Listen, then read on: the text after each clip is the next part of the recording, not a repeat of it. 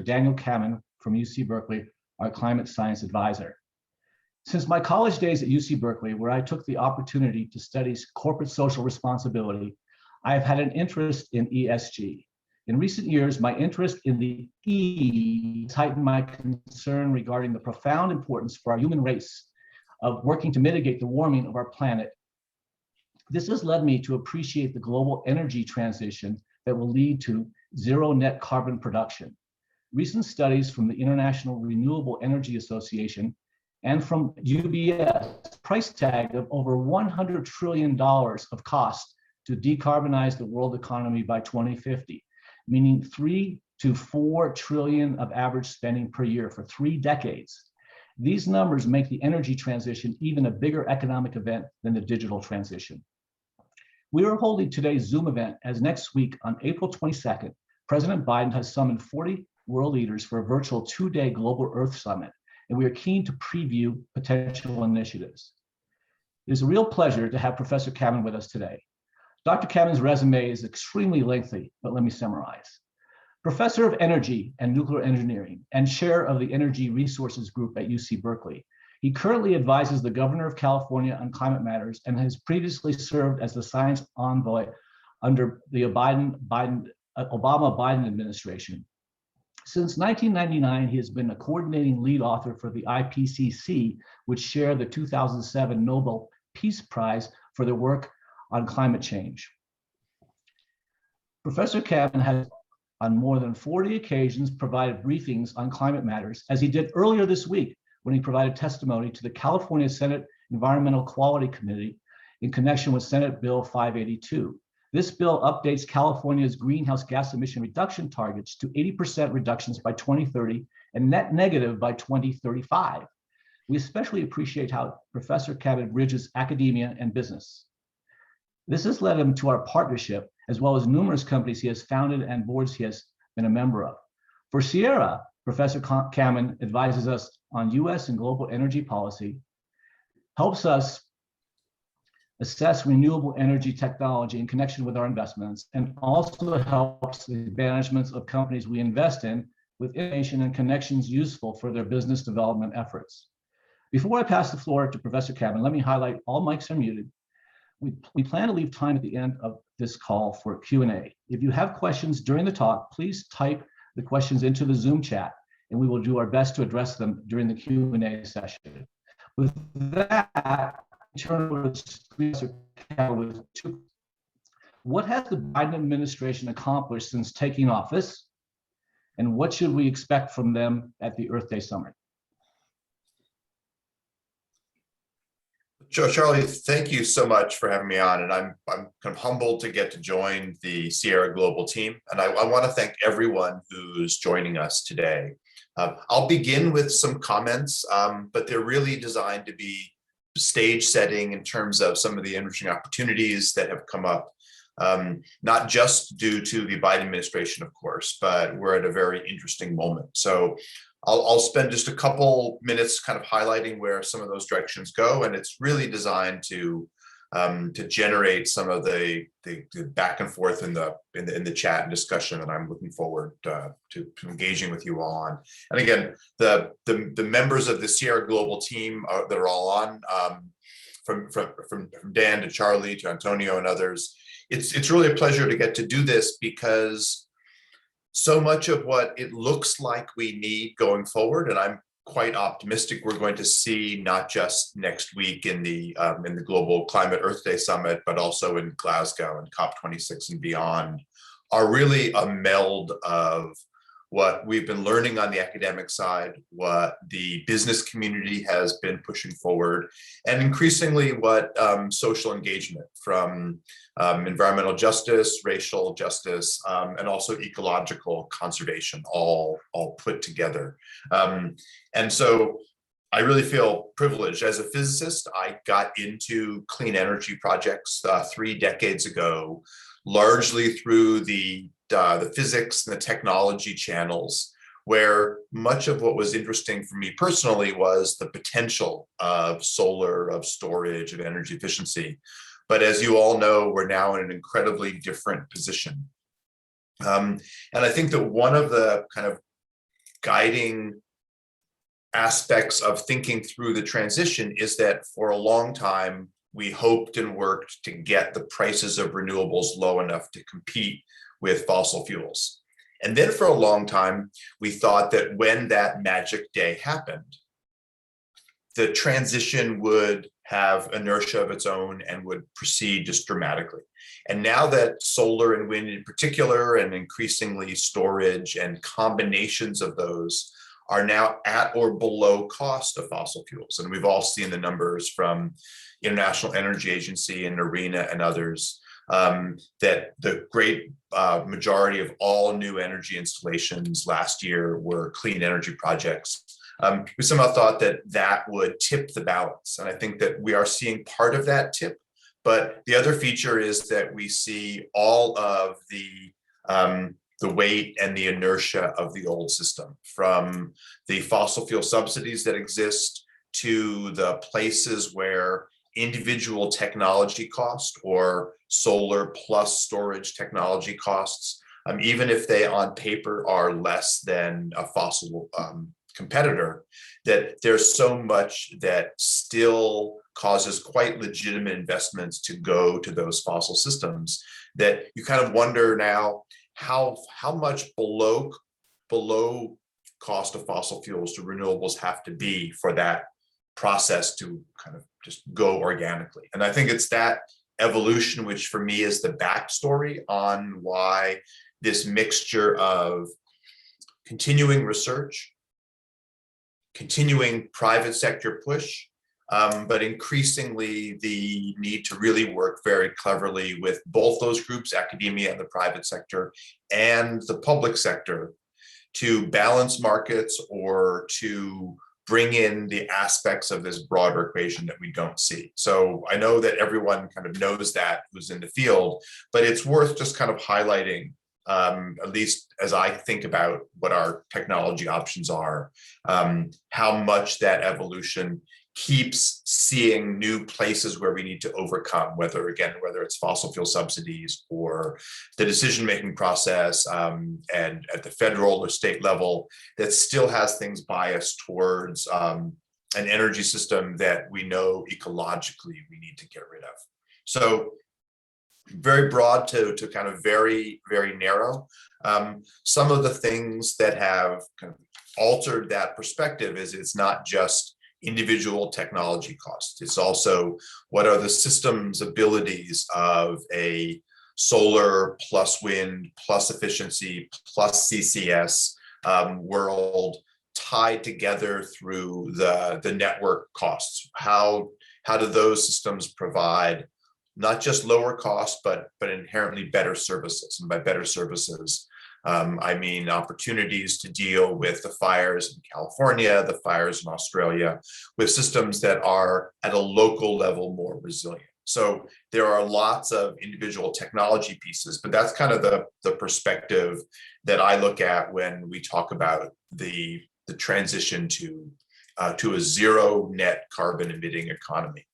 And even that term is kind of emblematic of what I just kind of highlighted for this sort of evolution that I see going on. So for a long time, of course, we just wanted renewable prices to fall.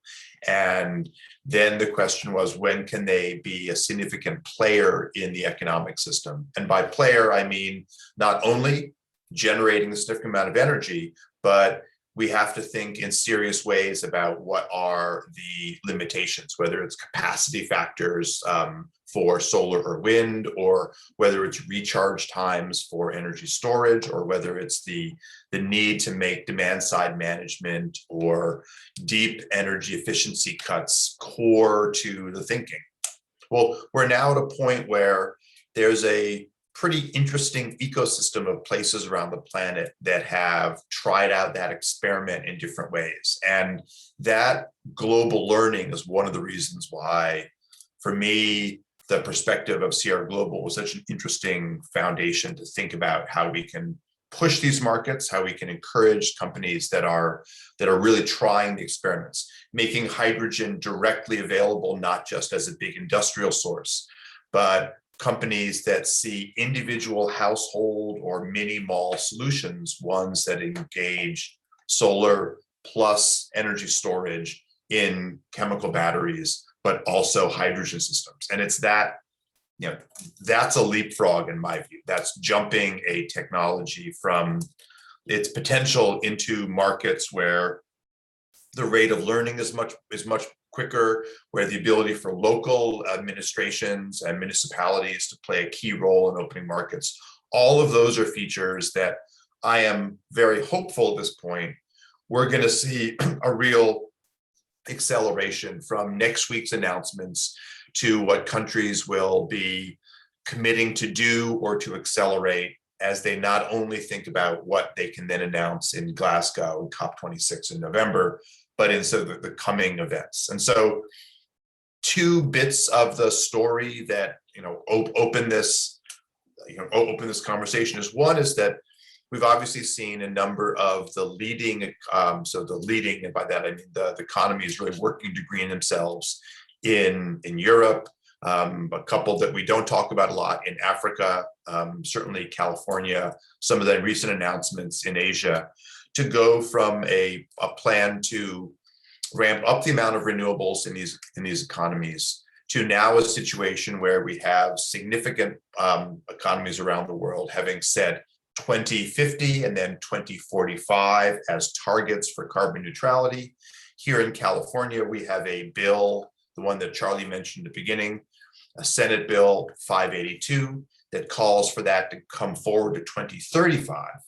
And of course, the one that has shaped a great deal of the conversation in the Biden administration is the commitment to 2035 being a point of zero carbon electricity sector, which is a remarkable statement for an economy like the United States to put on the table. And we can debate whether there's enough buy-in in the House and Senate to make that a reality. But what's interesting is that we now have more than 12 US states and just about 50% of the US economy now having committed to these carbon goals by 2050 or earlier. And that, I think, sets a base for conversation that I'm hoping we will start to see in legislation, but it's certainly permeating a lot of what I'm seeing from the Biden team in terms of this aggressive push forward. So just a couple individual announcements that some of you have seen, some of you might have not seen. Just yesterday, Lawrence Berkeley National Laboratory announced that their assessment is that we are now roughly 50% of the way, so 53% decarbonized relative to the baseline. And so when we think about how hard this is, and some people think that the first step is hardest, some people think that the last gigatons of getting carbon out of the energy cycle are the hardest. But to look at a US system where coal is at an all-time low and where the clean energy systems are now that much of a component kind of changes the perspective on this a little bit. One piece of the story that has been growing in attention in lots of economies is how do we think about the integration of storage? Is it just a RPS or a feed-in tariff version applied to storage? Is it a systems cost where we have to think about how the mixture of the capacity factors of renewables plus storage technology can be incentivized? Here in California in 2014, we passed Assembly Bill 2514 that called for 1.3 gigawatts of storage capacity in the market. And that's an interesting version because it doesn't actually even speak the language of storage. Talking about storage as a peak, as a percentage of peak, is talking about storage in kilowatts, where of course we all know that storage really better be thought about in kilowatt hours. But that kind of shows you how far we've come. So that 2014, 2514 bill said we needed 1.26 gigawatts of storage capacity, 2% of California's peak, to be online by 2020, a target that the state met. And just earlier this year, one individual facility, the Moss Landing in Central California, has announced that their current build out will bring in 1.6 gigawatts at just one individual facility. So it's a fascinating example of how a policy push partnered with technological evolution can kind of open the door to getting targets that jump far ahead. We've seen Norway now cross the threshold where over 50% of all new vehicle sales are electric vehicles. And California tooted its own horn when it said 2035 would be the phase out date for the sale of new electric vehicles. Since then, Massachusetts and the UK have both moved that forward to 2030 as their targets. And that's based on a really deep look at what is the points of cost parity and the expected policy changes. So in Massachusetts, they had been talking in some detail to the Biden team about the rollout of EV charging stations. And last week, well, when the infrastructure week came out, the Biden team announced a goal for 500,000 EV charging stations in the United States, which would be interesting and important news in itself. But they took the next step, and I want to spend a couple of minutes on that next step. And that is, they said that that 500,000 charging station goal would have a very specific call out for social justice and environmental justice. And that means finding ways to get those charging stations and the use of vehicles into communities that have been left behind in a lot of the push for new technology. So instead of making policies based largely around incentivizing purchases for affluent customers, we all know we need that in terms of the first mover actions, in terms of building experience with these technologies. The Biden team is critically committed to doing this in a way that promotes social justice. And so of the $2 trillion, the Biden team has said 40% will be spent on disadvantaged areas, fence line communities, areas that are not in air quality attainment, and that's a 5% increase over what California put into its cap and trade law, where 35% or more of California's cap and trade revenues must be spent on disadvantaged, underserved communities. And so this is one of the hard to quantify aspects of the story, but this commitment to looking at opportunities to make this a social tool isn't just good social policy, which in my own view it is, but it's also policy that opens markets and actually makes meeting the climate goals far easier, in the sense that we haven't thought at all systematically about how do you not just lower the cost of electric vehicles or work with companies that can do an assessment of your roof to tell you in 10 minutes whether solar will fit on there, but what are the aspects of a broader set of services that can be part of this transition. And I think that the Biden team is both genuine and is well armed to make this clean energy and social justice equation work. From some of my own research working with Google, where we used a database called Sunroof, which is essentially a remote sensed data system for about 60 million US rooftops. We know that, unfortunately, when you look at who has solar, it's disproportionately affluent and white families. We see that if you're in a white majority neighborhood, solar is 30 to 40% more likely to be there than in a community area that doesn't have a single racial majority. And if you're in a Latinx community, it's 30% less likely. And in African-American communities, it is 70% less likely. So we see a huge bias in where solar is. And on one hand, you can say, oh, I would expect that. But on the other, you can say, look, whenever we talk about social programs at the state or federal level, we're always saying, how do we incentivize minority ownership of businesses? How do we make this part of the story? Well, this is kind of data that highlights that those efforts to think about the clean tech change in ways that build diversity have not worked in the past. It's lessons like that, in my opinion, that the Biden team is looking at in some very, very clear ways to think about how we can break through that. And so that's something that I don't think is going to be a single bill. I think that's going to be a piece of many of the efforts that we'll see coming out of the Biden team, not just in what they announce next week, but also in terms of the discussions that they're having around the world. So let me turn briefly to some of the things that I anticipate we're going to see next week. And again, much of this is designed to build a dialogue between between governments, so that the commitments that countries assess themselves on in Glasgow in November can be much more of a positive, we're building towards X and Y, as opposed to what's happened since Paris, which has essentially been a great announcement and then a bit of a horror show in terms of how few governments are able to say they're on pace to actually make their Paris goals happen. So for next week, we already know that the Biden team is working closely with world leaders in China and Japan and Europe to get aggressive announcements around emissions cuts domestically.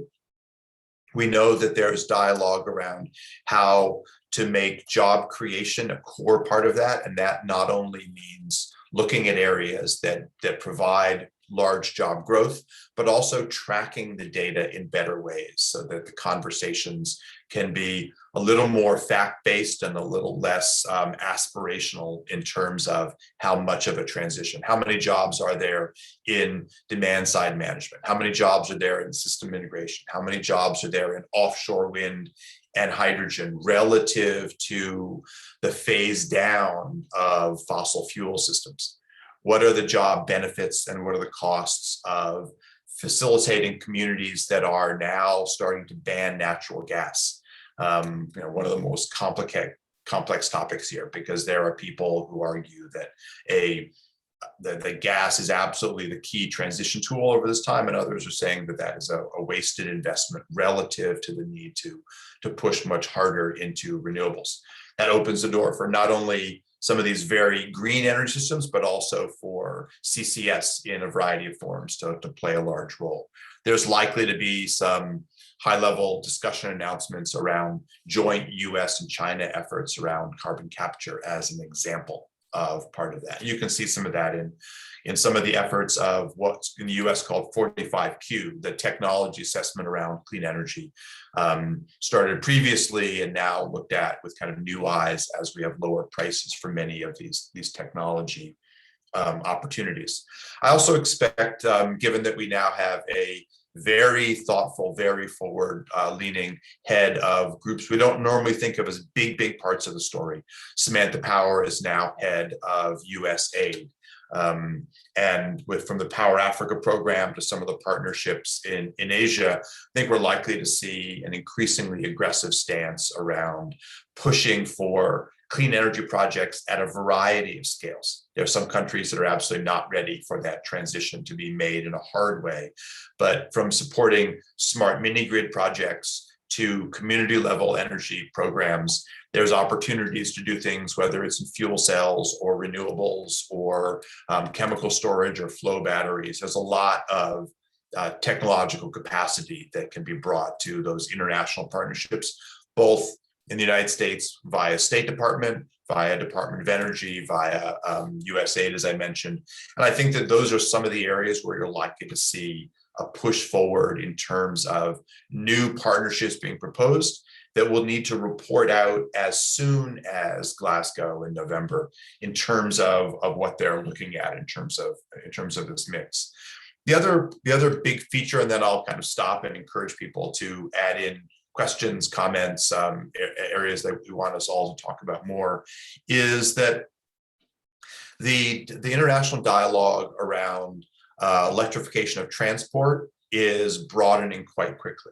One of the things that my laboratory at Berkeley does is to work fairly closely with the British government on the EV and now the hydrogen announcements that they are working on as aggressive new steps going forward certainly to be announced in Glasgow, but in terms of some individual partnerships. So the ability to think quite differently around how international agreements in this area can be ones that egg each other on. And so the UK, for example, has an effort to look at the 10 largest electrified and hydrogen transportation markets and work with those governments so that if one ups their standard, others can find ways to follow and balance that. And that's kind of positive diplomacy as opposed to the baseline level of diplomacy. And so right now, UK is working with China, is working with the US administration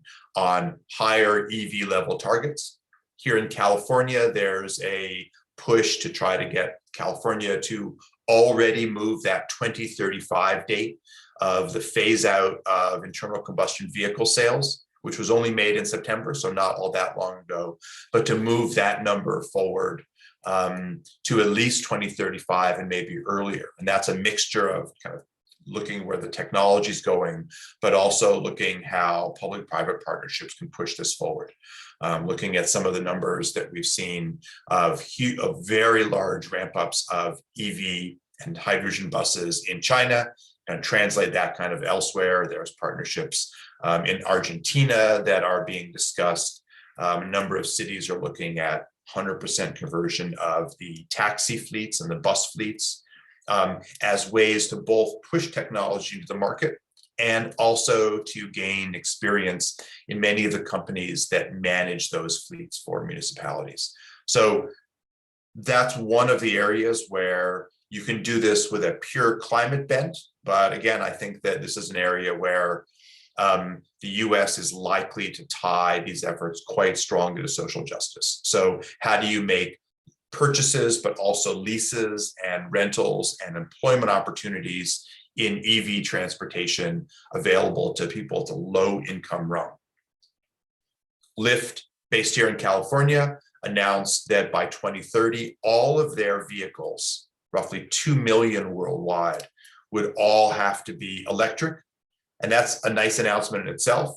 The other part of that is that Lyft has committed to making the leases of their vehicles by drivers also to be at or below cost. And that's an area where they're looking at some partnerships with the municipal governments in those areas. So with all of the justified criticism of Lyft and Uber and some of the other rideshare companies in terms of their labor practices, there's a interesting, I don't call it quite a silver lining, but there's an interesting push to make the social justice and the access part of that story as well. And again, that's what I mean by, I think that this integration is an interesting and an important angle here. And so maybe I'll jump to Laurent's first question here. So by linking social justice, aren't we playing into the hands of opponents who claim green energy is a leftist backdoor to make reducers goals happen? The primary goal is to save the planet, not to make a more just society. So, I mean, this is a really interesting question. I would actually argue that as much as there is likely to be a political battle around this process, in the long run, this mixture of clean energy and social justice is one that politicians can run with. We already know that the jobs benefits of this clean transition are quite high, but that those jobs benefits have not fallen anywhere equitably across society. And so I don't think it's a full answer to the kind of, there's a number of features in Laurent's question here, but I do think that there is a story that people who are very business only focused, people who are very social justice focused can find common ground in what mixture of clean energy policies and what mixture of employment, social justice policies can push forward. So I think this is something I'd love to get other comments on as well.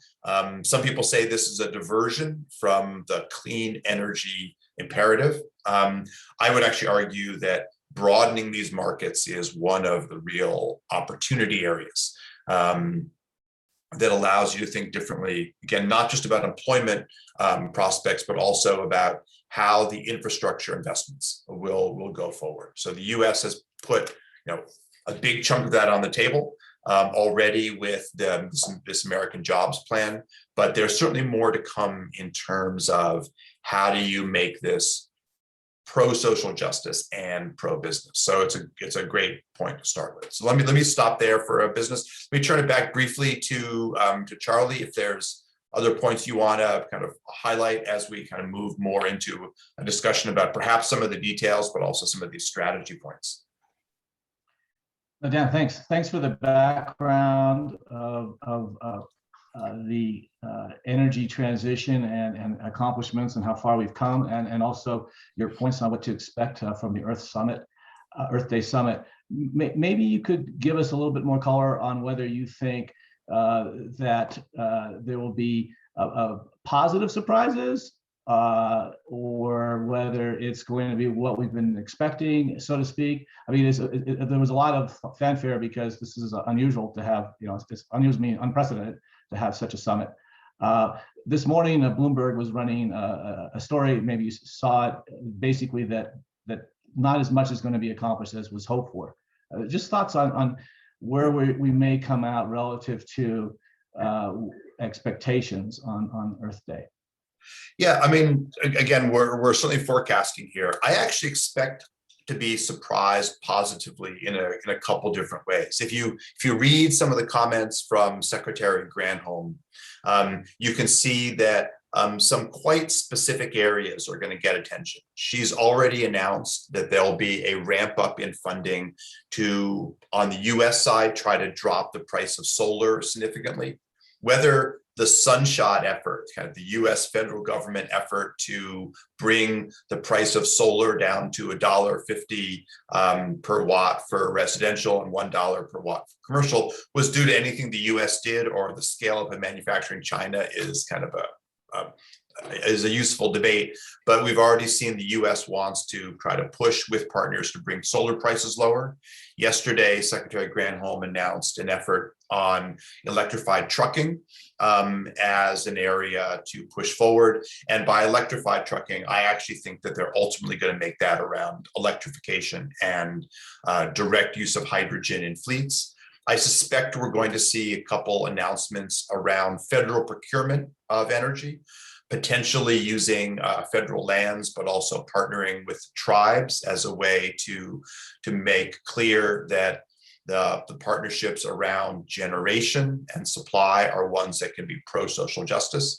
And we've seen a couple interesting announcements, not only in the US, but the Danish announcements, now the South Korean announcements around offshore energy hubs, platforms that will integrate offshore wind, tidal wave energy, hydrogen production, so that the economic valuation for what will be a record investment, if what Europe is saying they'll do, what now US is saying, what South Korea, what China are saying they'll do in terms of offshore wind, gets its maximum value by being able to provide electricity when the demand is high and prices are higher, and hydrogen when prices are lower. And so just to kind of put it in context, as part of South Korea's announcement of its 2050 goal for net carbon neutrality, they announced a build out of $50 billion of offshore wind that would be a 10% share of Korea's energy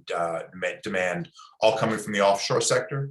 Here in California, the discussion is for up to 10 gigawatts, which is small by European standards, but pretty chunky by California standards, to come from offshore wind, which would be up to a quarter of California's electricity coming from offshore, where there's zero today. The European numbers on the order of 50 to 60 gigawatts of offshore wind are about on par with the Chinese numbers. Also about 60 gigawatts by the end of the decade. And that is, again, likely to be electricity plus hydrogen. So I think that you're going to see increasing discussion. I'm not sure how much of it will be coming out next week, but around the kind of the industrial plans. The more hydrogen integration requires a focus on not just the supply side, but the demand side. So when you look at, for example, the Humber effort in the UK around a hydrogen industrial sector, that's the kind of thing I expect more in the European and the Chinese side than in the US, that often doesn't think all of this through. But that's the point of this infrastructure investment. I think that you're going to see this tie between what we can do in terms of clean energy generation, but also what we can do to incentivize use on land. So federal procurement is one of the areas where I suspect we're going to see some pretty aggressive statements next week. I also think that we are likely to see a couple additional bilateral pieces. So when the US and China under Obama announced their clean energy partnership, the 2014 effort, I think we're going to see a couple additional ones there. We know that from some of the meetings that have been taking place that there's likely to be an additional US-China piece. The Nordic countries have another bilateral plan with China in place. And I think that those are the kinds of things. So I would say those are aggressive. And so maybe I'll start to this question about what are some of the pro-renewable policies that might come out. One of them is quite likely to be an effort to incentivize this offshore effort. And so industrial hubs, Philadelphia has been gearing up to use the former naval shipyards, which they've already announced as an industrial place to be a onshoring location for wind.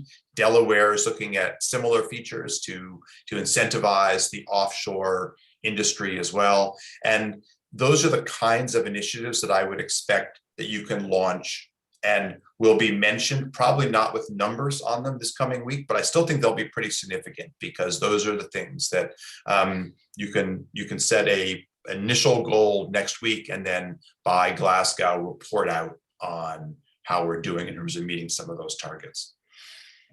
The other feature which has gotten a lot of attention is that the cost declines in low carbon transportation have been quite dramatic around the world in terms of not just the low cost for batteries, but the system, the overall life cycle cost of electrified and hydrogen vehicles coming down dramatically. And that again opens this door to kind of thinking about the linkage of generation with applications. So again, it's another place where I think we're likely to see a fair amount of this. And so, yeah, let me open it up and try to encourage other comments to go in. Certainly ones where you kind of want to challenge some of the things that I've said here as well. Dan, while we're waiting for that, maybe you could talk about CCS, talk about what it is, as it's an acronym for some, and also, given the costs are often viewed as prohibitive, how you think it will evolve. And of course, as we all know, it's kind of vital to reach the decarbonization goals. Yeah, so I think what's interesting about carbon capture and storage, and I guess I would include carbon capture and storage, but also carbon capture and use, and equally the opportunity to think about nature-based solutions as well, which has gotten a huge amount of discussion of each of the last individual climate conferences. We've had US and European politicians campaigning on much smarter forest management, and in particular, much smarter agriculture, so that carbon negative farming can be rewarded in policies. In the US, one of the presidential candidates, our governor of Washington, Jay Inslee, made that a core piece. And we know that Agricultural Secretary Tom Vilsack has taken up a number of the pieces from that Inslee campaign platform. But in terms of CCS itself, the cost numbers for some of the leading players are falling rapidly. One of the ongoing questions is always going to be, is the market there for CCS? Will the full cost accounting through carbon pricing and others reward these efforts so that it can get on the same kind of fast track to low prices that solar and wind, and now increasingly hybrid combinations of solar and wind, are getting on? We've been talking with some companies, but I think one of the interesting features is there's a really large ecosystem of players now. If you look back 10 years, CCS largely meant the biggest industrial facilities only. The Sleipner experiment in Norway, the Al Salah experiment in Algeria, these were biggest industrial partnerships. Now there's companies thinking they can do CCS on smaller scales as well, that can be appropriate for a lot of other economies that meaningfully build CCS into their overall decarbonization plans, which of course makes these carbon targets workable. And I guess one I would call out is that when you look at the much discussed Chinese plan to be carbon neutral by 2060, they are counting on CCS and nature-based solutions to be a very large part of that. I have to admit, I'm a little nervous about the Chinese plan. I would say there's an over-reliance on this relative to decarbonizing their generation in the heavy industry sector, but it's a sign for the business opportunity. If you can bring a CCS project forward, there's going to be a very large number of clients here. So I'm pretty bullish that this will be a large growing area. The competition is always going to be in terms of the profile that you get from clean energy generation projects on those, solar, wind, geothermal plus storage side. So this is one of the areas where at the industrial level, everyone is betting on it being part of the story, but it needs those companies to ramp up and quickly now in the next few years. Dan, as professor of nuclear engineering, do you think there'll be any mention of nuclear at the Earth Day Summit? And regardless, where do you see nuclear fitting in decarbonizing economies and maybe a timeline? So unfortunately, that is far too big a question for the last 15. So let me do a quick version of it, and that is that at least in the U.S. The push has moved very quickly, as many of you know, to small modular reactors and to pebble bed reactors. So companies like Kairos and TerraPower and many that have signed deals, their first machines will be generating power not until 2026 in one particularly aggressive case, and 2028, 29 in the others. And so the challenge for nuclear, even with this remarkable new wave of private sector investment in nuclear, and now a clear statement from Biden that nuclear is in this portfolio, is the question of how quickly they can ramp up, how late to the party will nuclear be here. If those first plants go in the end of this decade, nuclear's challenges are ones that take years to sort out, not only the cost issues, but what will be the cost in terms of cycling out those small modular reactors. And so it's even optimistic to say that by 2035, we'll have a robust data set on these technologies. So I see this coming in some ways late to the conversation. It sure makes it easier if nuclear is in, not only in terms of electricity in baseload form, but in some applications also the hydrogen production potential and the process heat. But nuclear, even in the best scenarios, is going to be playing a catch-up game to all of these others. And so this private sector investment is going to need to be sustained, and then exactly how this gets ramped up in terms of public sector support is a real challenge. So even though I'm a professor of nuclear engineering, you can probably hear, I am not hugely optimistic for nuclear to play a big role in the near-term climate targets. Long-term is a different story, but I think for these near-term targets, it's going to be really difficult for it to compete in, just because the build-out times are going to put it a little bit behind the 8 ball relative to these other technologies. If you haven't done so and you would like to, please do put a question on the chat. And if you don't see any there, Dan, while we're waiting for that, a little over a decade ago, offshore wind wasn't even known to be viable. Yep. What renewable energy technology do you think will surprise us and emerge in the next decade or 15 years and be really important, like offshore wind is today? Yeah, so I mean, so this is where you can sort of only be massively wrong. So a couple where I'm happy, well, where I think there's a much larger future than we think about today. I actually think that the transformative capacities of transparent solar are a really interesting area. It allows you to rethink buildings almost entirely. There's now a small but growing some number of companies that have relatively high efficient transparent solar thin films. And so the ability to, as we build the next generation of glass buildings, be they office buildings or sort of business sector buildings, this is a really interesting area to think about buildings in a different way. That's certainly one of them. And then a really kind of unpopular in some circles, but popular in other. I actually think that the economics for space-based solar in kind of the same time scale as nuclear by the end of the decade look quite promising. The ability to do space arrays and beam power down with the aggressive cost declines we're seeing in space launches is another one that is sounds like science fiction, but it is much more viable and real than I think. Another one where I think we're going to see a huge change is in what's today considered unconventional storage, and so that means essentially everything except for lithium ion.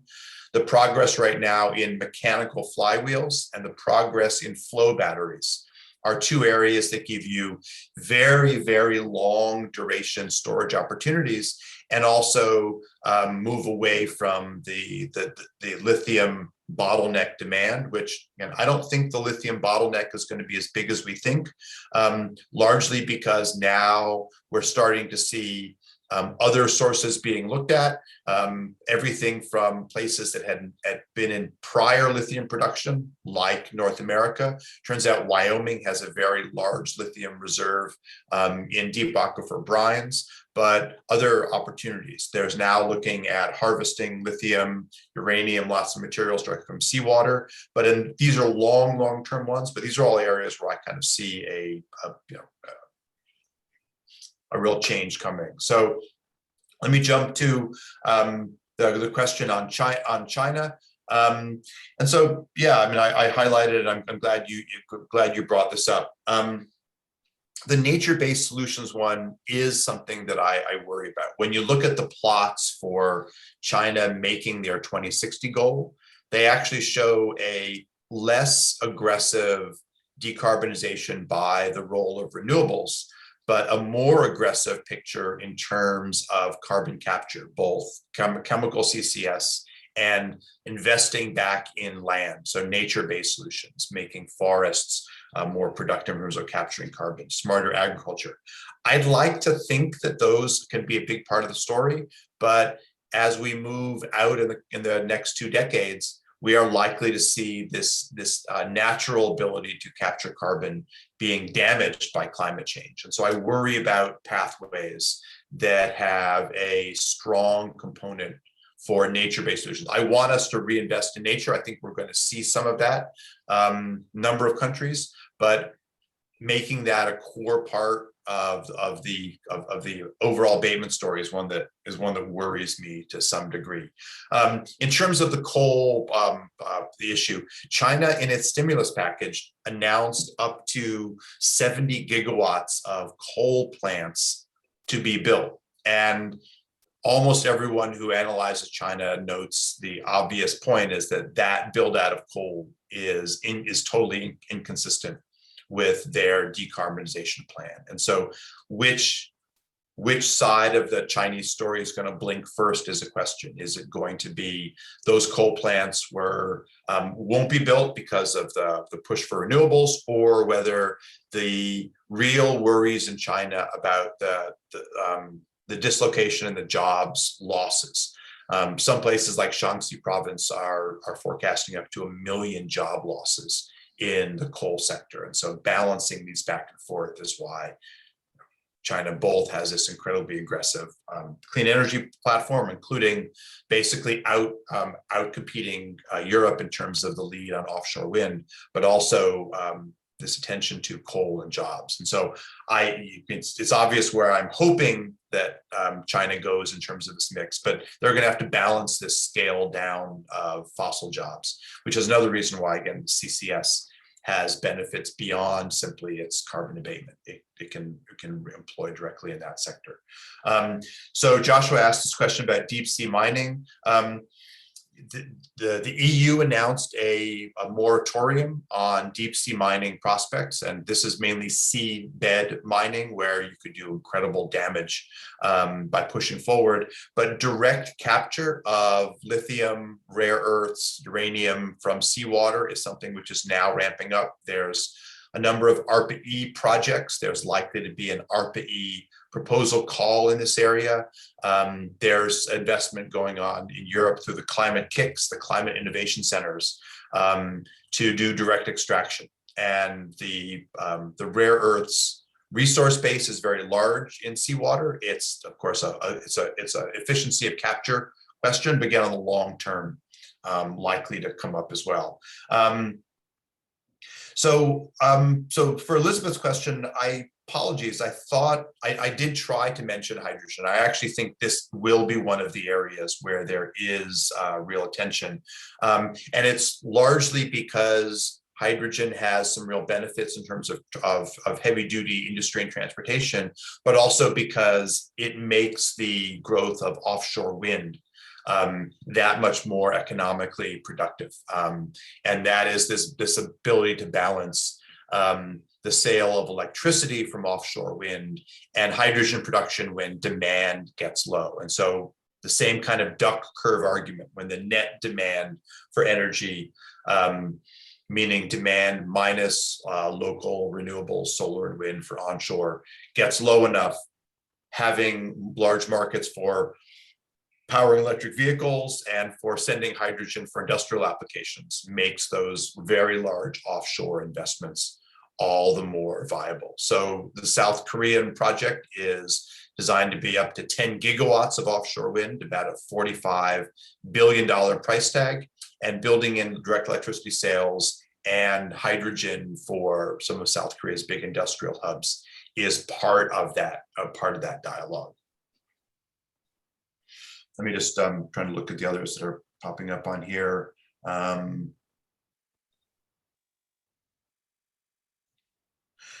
Yeah, so there's an interesting question here about energy efficiency as well, and one of the hallmarks of the deep decarbonization conversation going on, particularly in the U.S. and Europe, is how much one can enable not just investment in more energy efficient residential and industrial technologies, but also the kind of the aggregation. So can one incentivize virtual power plants, efforts at the industrial or municipal level to permit demand side management, smart energy efficient technologies to allow one to play much more into the market.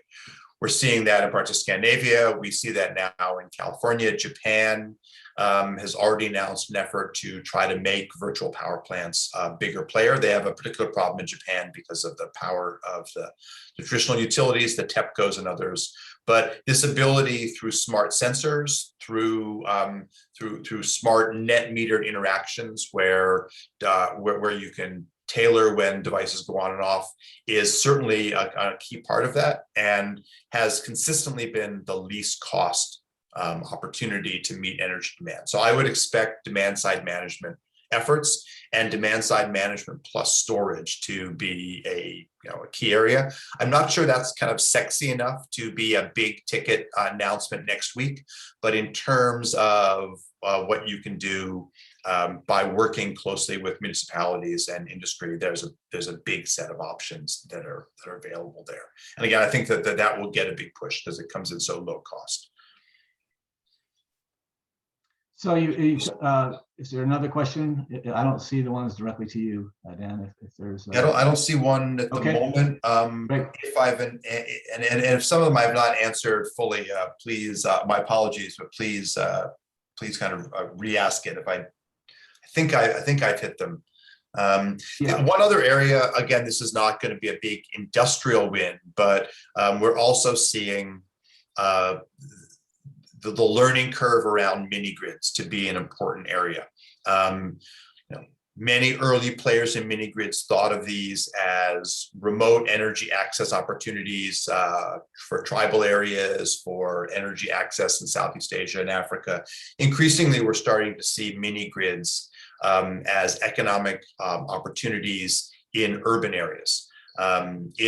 There's a French effort. There's an effort here in California to work directly with low-income communities to improve the reliability of power through building mini grids that meet a variety of demands. So pooled rooftop solar tied with neighborhood level energy storage is an area that's getting investment as well. California, we have a particular problem. Utilities have pushed back around so-called fence line rule about what rates they have to provide. But this is an area where in particular, as we look at the bad experiences in Australia and the United States around the fires, that the opportunities here are quite large. And so I would say rules to enable distributed energy, mini grids, community justice is a real growth area as well.